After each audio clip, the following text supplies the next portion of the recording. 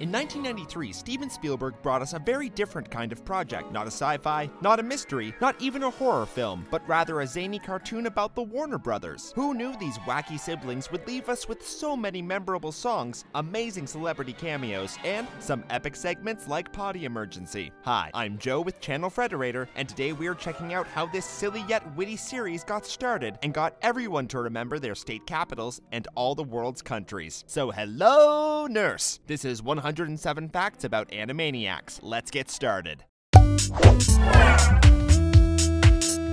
Animaniacs, sometimes known by its full name Steven Spielberg Presents Animaniacs, was an animated comedy series created by Tom Ruegger and produced by Amblin Television, aka Steven Spielberg's production company. Before his Animaniacs days, Tom Ruegger had worked on other benchmark cartoons like He-Man and the Masters of the Universe, A Pup Named Scooby-Doo, and Batman the Animated Series. Yes, this man created your childhood. If you were a child in the 80s and 90s, that is. You may be silently pondering, Spielberg produced this show? Wasn't he the Schindler's List guy back then? Why was he producing a cartoon? Remember, Spielberg also produced Who Framed Roger Rabbit and produces several other 90s tunes, such as Tiny Toons Adventures, Pinky and the Brain, Toonsylvania, and Freakazoid. Animaniacs is actually a spin-off. Its history begins with Tiny Toons Adventures, another animated show from Warner Brothers, and executive producer Steven Spielberg. After Tiny Toons became a huge success, Spielberg asked producer Tom Ruegger and his team to work on a follow-up cartoon. Animation style of the show is intended to be a throwback to the 1930s. The Warner siblings themselves are meant to look like cartoon characters from that time period, like Felix the Cat or early Mickey Mouse. In fact, before the show premiered, a giant Yakko-shaped balloon was placed on top of the Warner Brothers water tower. You know who didn't get the memo? Bob Daly, a studio executive. He thought the balloon was a horribly misshapen Mickey Mouse and ordered it to be taken down. The whole stint lasted less than 12 hours. Following that ordeal, there were concerns that the Warner Brothers looked too much like Mickey Mouse. To fix this, Daly had Yakko and Wakko's smooth character designs rounded out and added side whiskers to further differentiate their shapes from the Disney mouse. Some segments were already finished by the time the redesigns were pushed out. The Animaniacs team had to rush the updates to the animation studio to stop any further developments with the Mickey-esque designs. The very first episode of the show aired on September 13th, 1993 on Fox Kids. That means that this fall, the show turns 24 years old. Feeling old yet? The Monkey Song was almost pulled from the first episode. The Warner Brothers legal team really brought it down to the wire and didn't clear the rights for it until the day before the episode was broadcasted. As a fellow Warner Brothers show, Animaniacs had free license to use Looney Tunes characters as they pleased. This led to cameos from the likes of Bugs Bunny, Daffy Duck, Tweety Bird, and Porky Pig, among others. That's what I call a celebrity appearance. Following the footsteps of its parent show, Tiny Toons Adventures, every episode of Animaniacs featured at least one original orchestral score. This was at the request of Steven Spielberg, because when you're him, you can really embrace the simpler things in life, like demand original orchestral scores for your huge animated side project. You know the expression, "it takes a village"? That phrase is extremely true when it comes to composing music. For the score, the production used a 35-piece orchestra and 7 composers to put it all together. That's even bigger than the Animaniacs cast, which, that's saying something. The score was intended to evoke a feeling of composer Carl Stalling's Looney Tunes arrangements. To that end, the Animaniacs score was recorded in the same studio, the Eastwood scoring stage, that Stalling used. Maybe the Animaniacs team thought that some of his talent would rub off on them. Clearly, they were right. The line from the show opening, "While Bill Clinton plays the sax," was eventually replaced. One contender for the new lyric that never got aired was, "It's a show that's made by hacks." Aw, don't beat yourself up, guys. You made Animaniacs. What genre is Animaniacs? According to Peter Hastings, the show has a sketch comedy vibe. The multi-segmented and varied lengths of the episodes gives it that Monty Python-esque variety show kind of feel, which isn't common in children's programming. Plucky Duck Adventures? Yes, one of Spielberg's original premises for the untitled Tiny Toons spin-off project would have actually starred Tiny Toons Plucky Duck. It would have been 22 consecutive minutes of Plucky chanting, "Water go down the hole," over and over again, on repeat and repeat. You won't be surprised to hear what a rock star producer Spielberg was. During production meetings, he'd spit out a minimum of 10 ideas a minute. Then he'd defend all the creative decisions if the network pushed back. No wonder this show was a hit. Their secret weapon was a powerful director. Looney Tunes was obviously a big influence on Animaniacs, but sometimes in more subtle ways than others. For instance, instance, Steven Spielberg has said that Looney Tunes' irreverence was a big inspiration on the show's cast, thus affecting the sense of humor and vibe of this show as a whole. Several separate animation companies contributed to the creation of a single episode. Often each company would work on full segments. Some include TMS Entertainment, StarToons, Wang Film Productions, Freelance Animators New Zealand, and ACOM. You can't spell Animaniacs without anima, which are the first few letters of animation, so of course the show excelled in that area. It had a higher cell count than most other cartoons at the time, and the characters' movements were far more fluid. They even move and talk at the same time. I can't even do that. Spielberg wanted a big marquee name to be the face of the show. Naturally, Tom Ruegger turned to the biggest marquee name he could find, the actual WB logo on the Warner Brothers water tower. But wait, I hear you asking, aren't the Warner Brothers real people? How did they just name the Animaniacs after them? The answer? With the power of legality. The show needed clearance from the actual Warner family to name the 3 show leads after them. Of course, they were cleared, because who wouldn't want these goofballs in their family? Actually, there were originally 4 Warner siblings. Yakky, Wacky, and Dot had a sibling named Smacky, who was the grumpy, rebellious sibling. Just look at that backwards Cap. Eventually, Wacky and Smacky were combined into Wakko, Cap included. The Warner brothers, and the Warner sister, were inspired by real brothers, Tom Ruegger's sons to be exact, Nathan, Cody, and Luke. In fact, at one point in time, the Animaniacs was going to be about 3 brother ducks. The Duck Brothers idea was scrapped after the production team realized that there are too many ducks on TV. Think about it. Donald Duck, Daffy Duck, Darkwing Duck. Talk about having your ducks in a row. So what species are the Warner brothers anyway? Dog? Rabbit? Some kind of Pokemon? According to the show Bible, they are Cartoonus Characterus. Oh, must be Latin. Why were the Warner brothers locked away inside the water tower? You know, before they got loose and ran around the Warner lot. Well, according to the Warner 65th anniversary special, they were made as sidekicks for the Looney Tunes star Buddy. Eventually, they were given their own cartoons, but were so insane and unwatchable that they,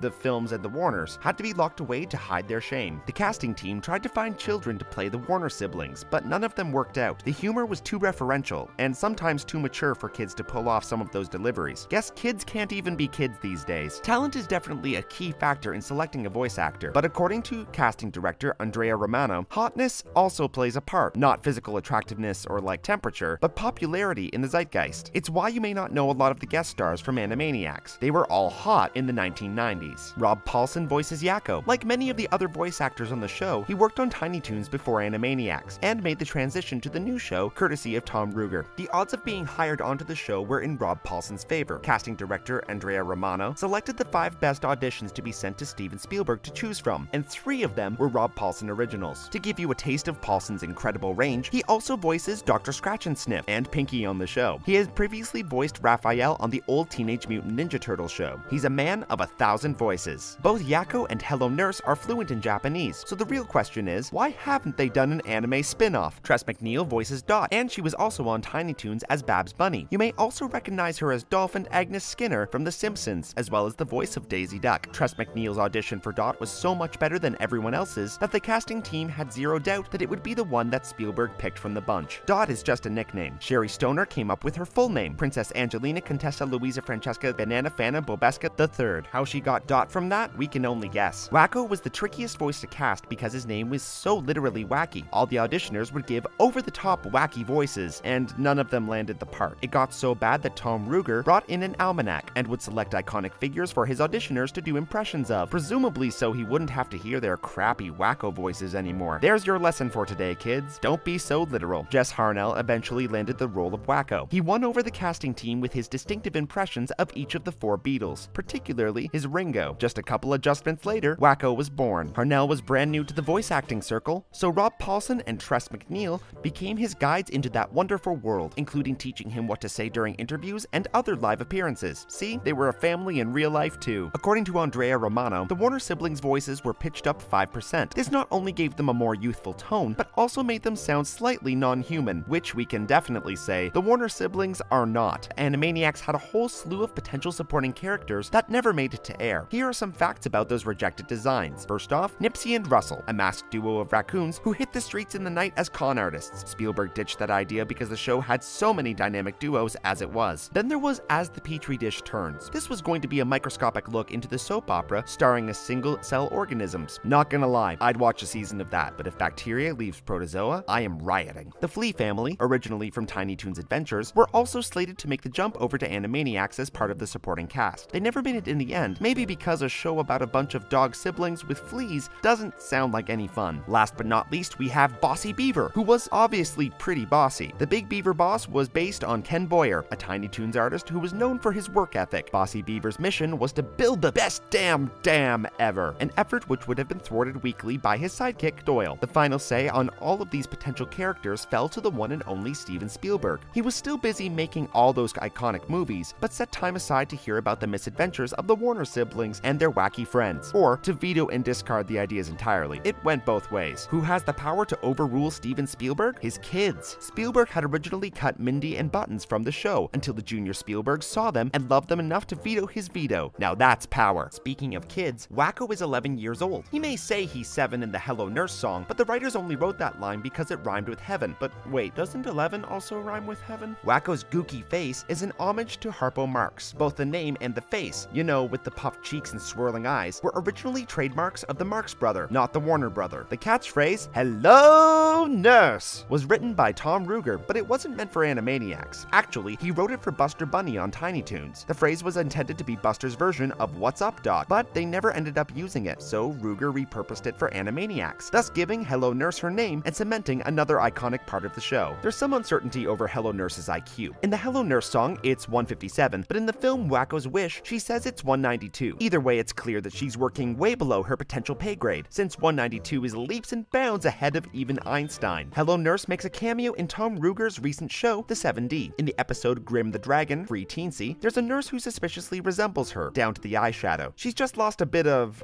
height. Slappy Squirrel was created and voiced by Sherri Stoner. Like some of the other cast members, Stoner is a Groundlings grad, and also somewhat of a cartoon veteran. She was a reference actor for the animators of Ariel and Belle in The Little Mermaid and Beauty and the Beast, respectively. Slappy originated when writer John McCann made fun of Sherri Stoner for always playing troubled teens, and teased her saying she'd still be playing them into her 50s. Stoner, as a certified comedy person, turned his comments into a character, Slappy, a gossipy, non-teenaged teenager. Her nephew, Skippy Squirrel, was voiced by Nathan Ruegger, yes, Tom Ruegger's son. He had previously voiced Baby Plucky on Tiny Toons Adventures and stayed All in the Family for his new Animaniacs role. Advantage to having your dad in studio? You get immediate comedic assistance. When Nathan Ruegger had a hard time convincingly laughing for a scene, Tom Ruegger snuck in and tickled him until he could do it well. That's A+ parenting, right? Minerva Mink was originally named Marilyn Mink. Gee, I wonder who that was referencing. Fitting her OG namesake, Minerva was deemed too sexual for a family show, and so her role was scaled back, but not before one of her segments was completely recalled for a full cleavage overhaul. Before he was cast as the adorably dopey runt, Frank Welker came into the studio just to shoot off some sample voices. One of them, an impression of Dustin Hoffman in Rain Man, stood out to the casting team, and they decided that it would be perfect for the role of Runt. Could Runt secretly be a savant as well? No, probably not. Rickie Lee Jones was immediately chosen for the role of Rita, especially since she had just dropped a new album. The production team reached out to her and received an instant yes. But, as you may not know, Rickie Lee Jones doesn't voice Rita, so she changed her mind a week before the first recording session because that's showbiz. With little time to procure new local talent, Andrea Romano put together a list of 10 candidates, including frontrunner Bernadette Peters. Spielberg liked Peters, so they sent her a personally written note explaining the situation. They quickly received the reply, an absolute yes. Bernadette Peters always required special travel arrangements to get to the studio, since she had to bring her cat with her wherever she went. Was that like part of her process? Channeling her inner Rita? Chicken Boo was created by Deanna Oliver, much to Tom Ruegger's chagrin. She kept bringing the idea back over and over until he finally caved and allowed the giant chicken to join the Animaniacs cast. The Goodfeathers are a parody of, you guessed it, Goodfellas. Bobby is Robert De Niro's character. Oh, Bobby like Robert. Okay, yeah, makes sense. Pesto is Joe Pesci. Okay, Pesci, Pesto, little stereotypical, but okay. And Squid is Ray Liotta. Yeah, you lost me on that one. But then the God Pigeon is a play on The Godfather. Okay, mixing your gangster satires there. Rein it back in. Katie Kaboom was created by writer Nicholas Hollander. He based her off of his own teenage daughter, but hopefully not too closely. I'm sure she wasn't literally a giant Hulk monster, right? Right, Nick? The Good Idea, Bad Idea segments are narrated by Tom Botat. Tom Ruegger, Sherri Stoner, and her husband are all fans of Botat's audiobooks, so they flew him all the way from Alaska to take part in the show. You may also recognize Botat as the narrator from the Mime Time segment, or if not that, he did a Motel 6 commercial. So, for all you Motel 6 fans, get excited about that fact. The star of the Good Idea, Bad Idea segments is Mr. Skullhead. He was created by Sherri Stoner, long before Animaniacs. In fact, she had been drawing him since she was a kid. No bad ideas here, they all just sound good to me. Colin, the little kid who runs out of his house to talk about his friend Randy Beeman, is actually voiced by a Colin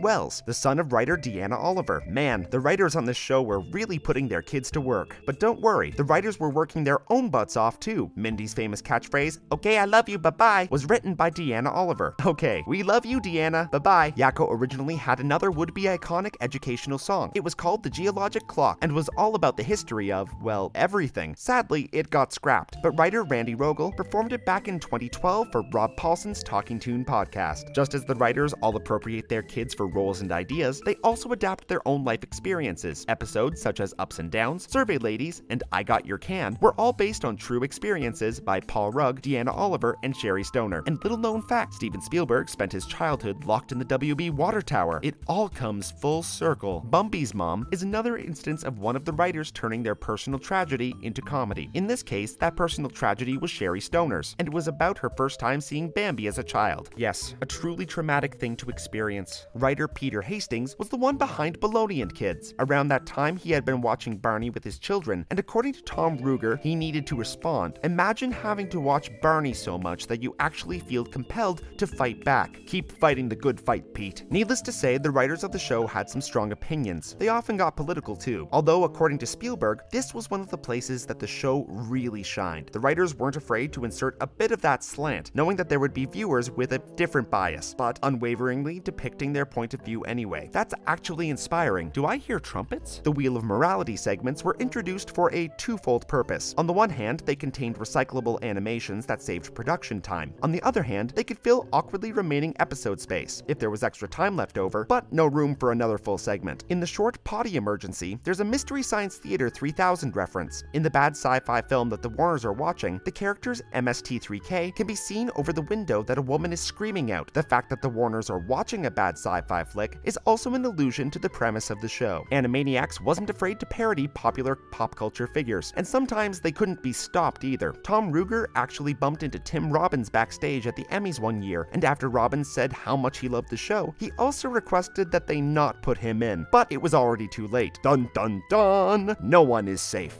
And now, comedy tips with Tom Ruegger. Specificity is the key to a good joke. Wakko's obsession with dong knots, for instance, is just random and specific enough to be really funny. What's your randomly specific obsession? Let us know in the comments so we can get in on the joke. You're all familiar with the fingerprints joke, right? If not, look it up. It's a doozy, and an anomaly how it got to air. According to Tom Ruegger, it sounds like it was so distractingly funny that it made it from script to storyboard to animation to screening, and everyone was so busy laughing that they forgot to take it out. The Animaniacs contains a lot of adult humor, but what kind of joke were they immediately banned from making? Fat jokes. Steven Spielberg put a stop to that real quick, because even in the days of low PC cartoons, body shaming wasn't funny. Spielberg wanted to maintain a balance between cartoon violence and education. If the show strayed too far in either direction, it would isolate the other side of the coin. That's why the show never had an issue depicting violence. It always counterattacked it with the power of education. Yakkos World may just be the biggest thing to come out of the show, and the guy who wrote it wasn't even a writer for the show at the time. Randy Rogel was working on Batman, the animated series. He was helping his son with his geography homework when he realized that United States, Canada, Mexico, Panama rhymed. He left the room to write out all the lyrics, but obviously that wasn't a great song for The Dark Knight, so he gave it to Animaniacs, and shortly thereafter became a staff writer. There is an updated version of Yakkos World. Randy Rogel, who wrote the song, put the new lyrics together, and Rob Paulsen sang it on his podcast, Talkin' Tunes. Check it out if you need to brush up on your geography, or if you just want Yakko's voice to remind you of your fleeting childhood days. Freakazoid, the star of another Warner Brothers animated series of his own, makes several cameo appearances throughout Animaniacs, like walking onto the wrong set in This Pun for Hire, as a party guest in The Big Rap Party Tonight, and on a TV guide in One Flew Over the Cuckoo Cloud. He's like your cousin from the town over, who sometimes stops by for lunch and steals your loose change. Animaniacs is full of episodic gags that you should keep an eye out for as you watch. Here are a few. First, the water tower gag at the end of each episode, where the Warner siblings pop out and yell something. Those scenes were great for the production team because they could reuse the same animation over and over again and just change the audio. Keep a close eye out during the credits. There is always a gag department section in there, like if at first you don't succeed, rewrite, or just wait until episode 100. Just wait and wait and wait.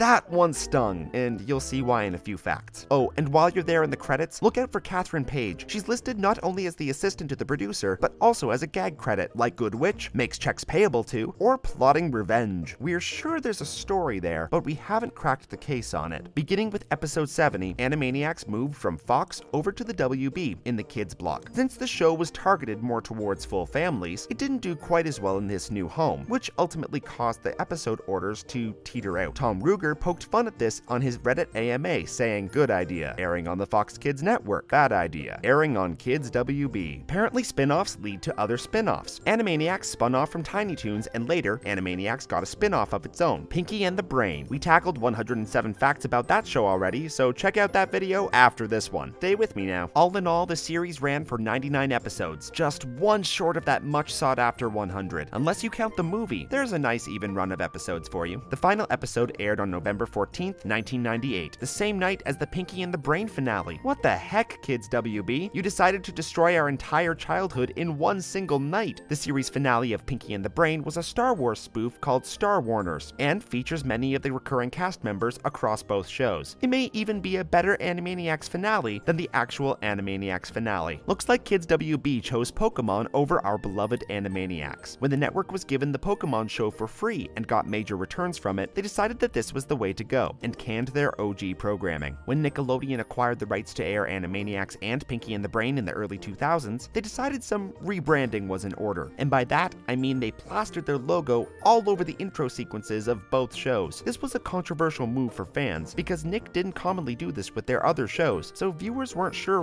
why they were marking their territory so hard. Another contentious move following Nick's acquisition for the show, they pretty much neutered all the edgy jokes. In season 3, episode 8, for instance, they dropped Yakko and Wakko calling Hello Nurse a femme fatale nurse, and also cut the exchange, "Give me the bird. We can't. This is a family show." Animaniacs really was a show for all ages, and the numbers prove it. Back in 1995, over 1/5 of the viewers were 25 years old or even older. That could mean that not only there were college kids all gathered around watching it, but there could have been rooms full of 60-year-olds just casually checking out Animaniacs together. Don't just take our word for how good the show was. Animaniacs won 8 Emmys, including 4 for Outstanding Music Direction and Composition in 1999, 98, 97, and 94, as well as Best Original Song, Outstanding Achievement in Animation, and Outstanding Children's Animated Program in 1996 and 97. More trophies for the vault. The 1999 film for Wakko's Wish went through a few name changes before they landed on the final title. The original one was It's a Wakko Wakko Wakko Wish, which was a nod to the road comedy It's a Mad Mad Mad Mad World. The marketing team cut it down by 2 Wackos, making it Wakko's Wakko Wish, which apparently still contained too many Wackos, leading to the current title. Wakko's Wish was well received by test audiences, setting it on track for a theatrical release. Warner Brothers, however, decided to streamline it straight to VHS instead. You can currently buy it on Amazon or iTunes. Aside from Wakko's Wish, several other Animaniacs movies were planned but never made. A few concept posters by Bob Doucette reveal some of their titles and premises, such as a World War II epic called This Means Warners, an Oliver Twist spoof called Little Orphan Warners, and Winter Warnerland, another Christmas movie. Some of the movie ideas were repurposed into episode plotlines. For instance, elements from Hooray for Hollywood were integrated into the 2-parter Hooray for North Hollywood, and parts of The Road to Bohemia were moved into Wakko's Wish. Remember kids, always recycle. The film Wandering Warner's Wee would have introduced a 4th Warner sibling. Yes folks, another long-lost relative, named Lakko Warner. Lakko would have been a bit lacking, however, and be fired by the other Warners during the movie. Speaking of forgotten Warner siblings, the DC comic actually introduces another member of the family named Socko Warner, whose design is a pretty blatant homage to actor/comedian Rip Taylor. He's supposedly a long-lost cousin. According to Tom Ruegger, there are actually 2 fully recorded episodes that are filled with swear words and other blue materials. The voice actors had a field day with them. Presumably today, they're locked up inside the water tower along with the Warner siblings. The Animaniacs theme song was covered by the band Less Than Jake as part of their 2010 EP, TV/EP. Their variant line at the end of the song, "Covers are lamey,"